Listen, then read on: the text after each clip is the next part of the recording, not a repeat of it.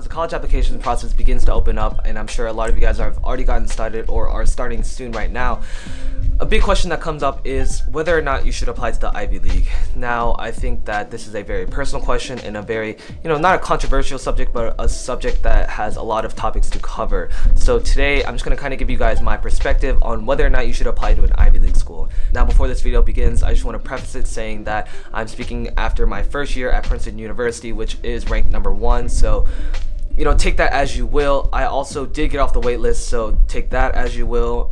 My other options, like I said before, are Northwestern, Vanderbilt, NYU, UC Berkeley, UT, and OU. Luckily, I got into Princeton, so I'm very fortunate and very grateful and am very aware of the position that I come from when I speak about this topic. So I want you guys to take everything that I say with a little bit of grain of salt. And I just want to mention that I think this is a very raw and real topic that I don't want to sugarcoat, and so please don't take anything I say as offensive or too harsh, and just know that I'm being very real because I know that's what you guys appreciate and you don't want me to bullshit anything. So let's just jump right into it.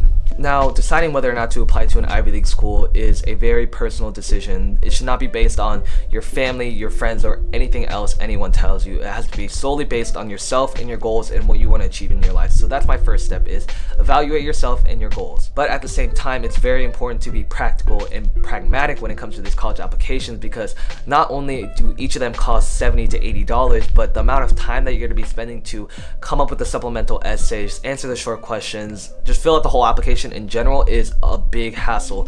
And if you're doing that for not just one Ivy League college, but 4 or 5, then it becomes a huge burden. Now, as an economics major, there's a term that we call opportunity cost, and it's essentially the lost cause of another opportunity. So let's say that you spend 2 months preparing for 4 Ivy League applications, when in reality you could have spent the same amount of time perfecting 1 or 2 different applications for schools that you have a better chance of getting in.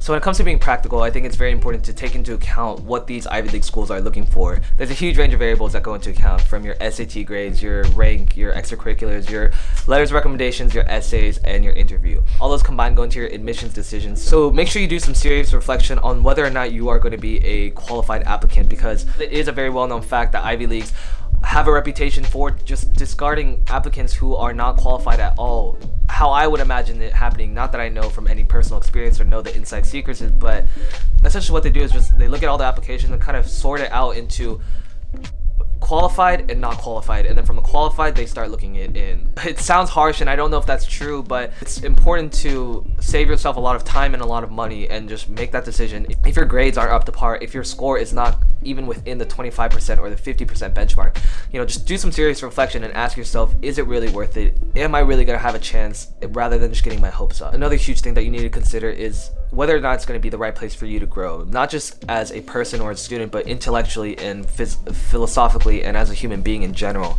If you struggled in high school to be at the top of your class, then no doubt you are going to struggle to be even in the middle at an Ivy League school. Not only are these classes incredibly difficult, but the academic workload is a lot to manage. I'm speaking from personal experience, where I was fortunate enough to be at the top of my high school, and even now I'm still struggling to keep up with the pack. So just do some evaluation and ask yourself, would I rather be at the front runners at a maybe a little lower level school and still enjoy myself, rather than just being bombarded all the time at an Ivy League school where I'm going to feel this pressure that I can't keep up with. In reality, you're going to be at this university for 4 years minimum, so you need to find a place that's going to be the right fit for you in every single way, not just for the name or for the brand or just having the alumni network and all the good things that come with an Ivy League, but all the bad things as well. Now, when it comes to applying to the Ivy League or any college in general, there's a bunch of things you have to know. There's a lot of stress and just a lot of little minute things that you have to get through. That's why the sponsor of this video, College Path, has been such a great resource for students applying to any type of university. College Path is an accessible and comprehensive mobile application for students to take the guesswork out of the college admissions process. The app can serve as a tool for a student to create their blueprint of the future. It helps you build a high school transcript that stands out from other applicants, tells you when's the right time to take college entrance exams, you develop and market high value skills, you craft a persuasive story with a personal statement, and you identify colleges that are a great fit. So what College Path is an app on your phone. You download it and it basically just sends you weekly updates tips about what you need to be doing throughout the college application process. Once you download it, you fill out your own profile talking about your extracurriculars, your academics, your intended universities, and maybe your specific major, and then it'll create a specific tailored plan just for you and what you want to accomplish. The great thing about College Path is that it sends these out on a weekly updates, and once you go into the app, there are tons of different features that you can utilize. Alright, so I have the app downloaded right here, and this week it talks about create compelling applications that demonstrate the value that you will add to a college. It goes through tips and tricks, entrance exams, extracurricular activities, music and arts, finances and scholarships, and there's just a ton of different features. If you're interested, definitely check out the link down below. They also have a premium service that offers way more capabilities, so check that out if that's something you're interested. Pros of an Ivy League, there are plenty, there are way too many to name, and there are things I can't even think of off the top of my head right now, but the most obvious ones are obviously the professors, the campus, the resources. You know, you have literally incredible faculty, people that are writing the textbooks all over the world and doing just groundbreaking research.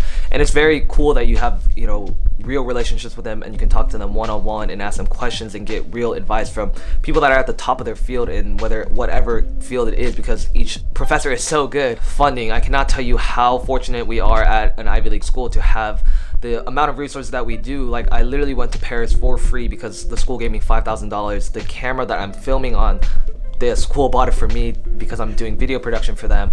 There's just a lot of resources out there, and if you have the right ways to find them and know the people to talk to, you can essentially finesse from the school because it has so much money.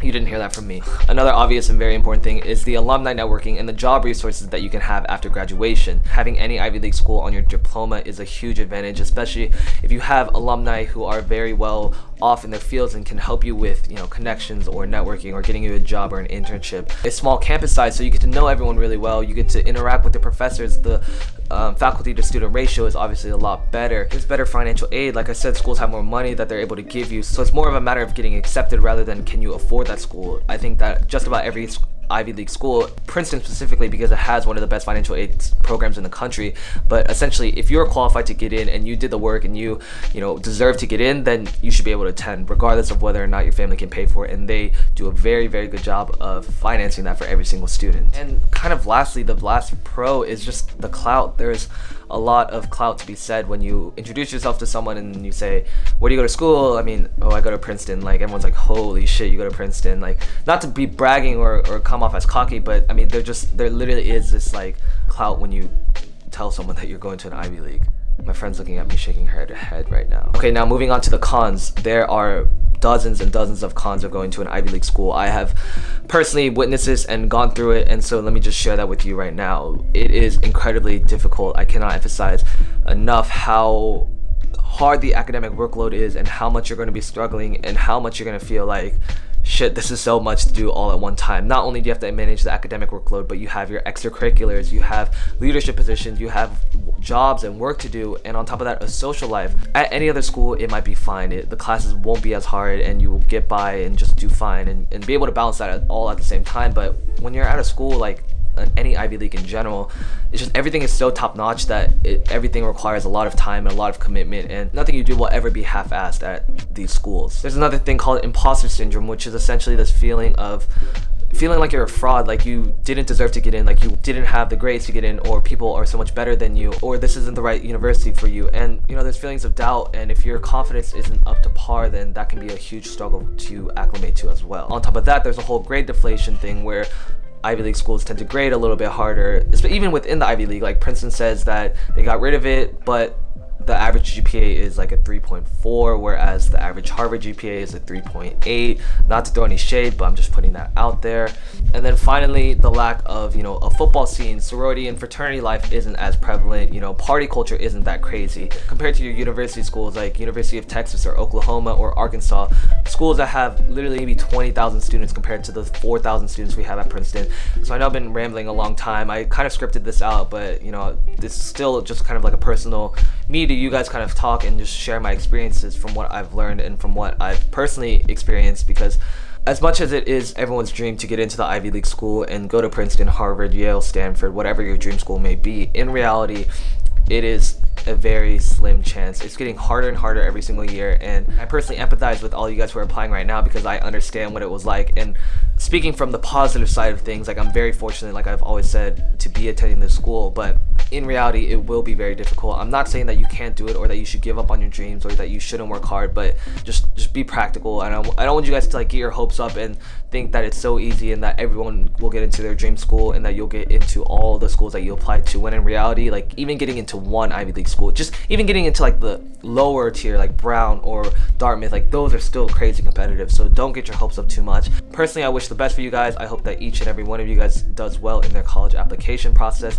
Speaking of which, the ebook, like I've mentioned before, is dropping very soon. I'm hoping for a September 1st launch so that you guys can have it right before school starts and right before the application season starts as well. So keep an eye out on that. I will update you as we go along. All right, that's it for this video. I hope this was a real and raw talk that was informative and helpful to you guys. And yeah, make sure you guys like, comment, and subscribe. I'll see you guys next time.